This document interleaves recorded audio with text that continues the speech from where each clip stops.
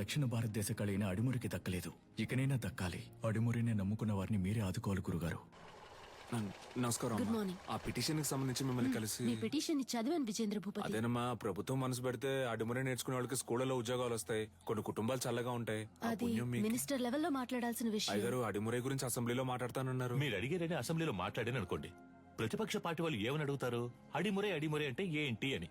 అంతెందుకు బాబు, అదంటే ఏంటో నాకే తెలీదు. మీరు ఓ పని చేయండి, దానికి సంబంధించి ఎంతమంది ఉన్నారు, ఏమన్నా వీడియోస్ పేపర్స్ ఉంటే రెడీ చేసి తీసుకురండి. ఆ తర్వాత గవర్నమెంట్ తో మాట్లాడతాను. ప్రభుత్వ అంగీకారం కోసం వాళ్ళు అడిగినవన్నీ చేయాలనుకున్నాం. అడిమురేకంటూ ఓ ఆటశాలని నిర్మించాం.